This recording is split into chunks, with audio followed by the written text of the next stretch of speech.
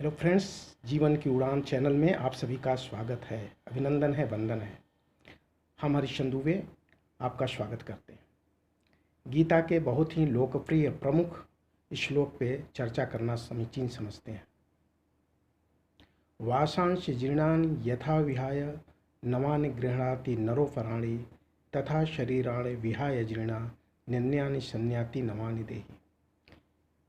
गीता में भगवान श्री कृष्ण अर्जुन को उपदेशित करते हुए स्पष्ट अपना मत व्यक्त करते हैं। वो हमारे व्यक्ति के लिए भी जीवन में बहुत उपयोगी है। ये मैं अपनी व्यक्तिगत टीका टिप्पणी करना चाहता हूँ इस लोकप्रिय श्लोक पे। ये शायद इस श्लोक का अर्थ हो सकता है शायद आप न सुने हो। जो हमारा व्यक्तिगत ये टिप्पणी है, कृपया इसको चिंतन मनन करने की आवश्यकता है। भगवान कृष्ण अर्जुन से हजारों वर्ष पूर्व व्यक्ति के इकोनॉमिकल पॉलिसी की व्याख्या करते हैं। जब वस्त्र फटे, पुराने, न पहनने योग्य हो जाए, पुरातन हो जाए, तब उसको त्याग करके जैसे नवीन वस्त्र धारण करते हैं, वैसे ही आत्मा धारण करती है नया जीवन, नया शरीर। यानी इकोनॉमिकल पॉलिसी क्या भगवान श्री कृष्ण अर्जुन के द्वारा हम सभी को बता रहे हैं कि जब वस्त्र पुराने हो जाए, न पहनने योग्य हो जाए, तब उसको बदलते हैं और नया वस्त्र लेते हैं। यानी जब वस्त्र पुराने हो जाए तब उसको बदलना चाहिए। जब वस्त्र पहनने योग्य न हो तब बदल कर नया लेना चाहिए। हम क्या करते हैं, एक नया वस्त्र, दो नया वस्त्र, नए वस्त्र पे नया वस्त्र, कहीं डिजाइन पसंद आ गई, मॉल में जाते फिर नया, किसी को पहनते हुए देखते हैं, फिर उसका देख करके अलमारी में ढेर सारे कपड़े रहते हैं।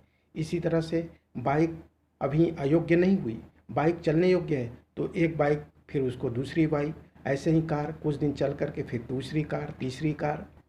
वैसे ही कपड़े, वैसे ही सोफ़ा भी पुराना नहीं हुआ, अभी उपयोगी है तो उसको बदल देते हैं, पर्दा बदल देते हैं। बहुत सारे बर्तन हैं, अभी वो उपयोगी है तो फिर नए वस्त्र, नए पुराने। यानी पूरा अब पैसा हमारे जो भी आय का पुरुषार्थ का है वो मेजॉरिटी में वस्तुओं पे खर्च हो जाता है। फिर अंत में संकट आता है, कोई इमरजेंसी आती है, बचत न होने से सब उपभोग में पैसे खर्च हो जाते हैं। तो संकट के समय में देखा गया है कि बहुत व्यक्ति परेशान हो जाता है, इमरजेंसी फंड नहीं रहता।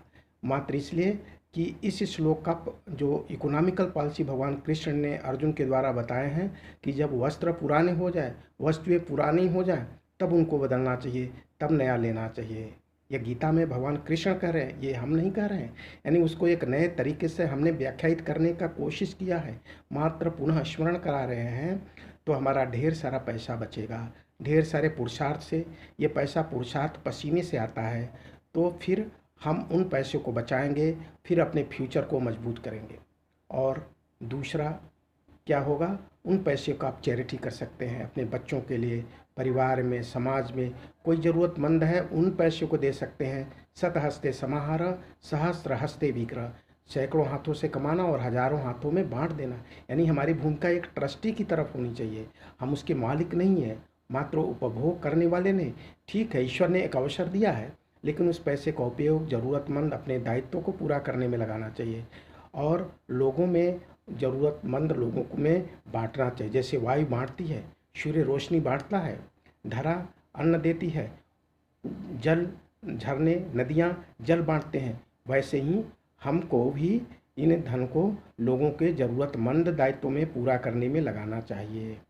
इसलिए फ्रेंड्स से बताने की कोशिश कर रहा हूँ कि हमें गीता के इस श्लोक का अगर जीवन में पालन करना शुरू कर दें तो ढेर सारा समृद्धवान बनेंगे, बचत होगा, निवेश होगा और लोगों के, ज़रूरतमंद लोगों के कल्याण में लगेगा।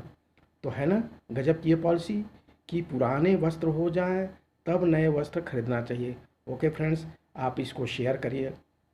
बहुत दिनों बाद आपसे बातें हो रही हैं, ठीक है, शेयर करिए। आप लोगों शेयर करेंगे, कमेंट करेंगे, लाइक करेंगे तो ये एक तरह से हमारे लिए मनोबल के बढ़ाने वाले फी होंगे, हमें प्रोत्साहन मिलता है। हम भी तो व्यक्ति हैं, हमें भी प्रोत्साहन चाहिए, हमें भी मुस्कान चाहिए। जब आप लाइक करते हैं तो मुस्कान मिलता है, शेयर करते हैं तो ठहाका लगता है, जब कमेंट करते हैं तो हम फीडबैक पाते हैं और आप तक अपनी बातों को पहुंचाने की कोशिश करते हो। जीवन के हर पहलू पे हम वीडियो बनाने की कोशिश करते हैं।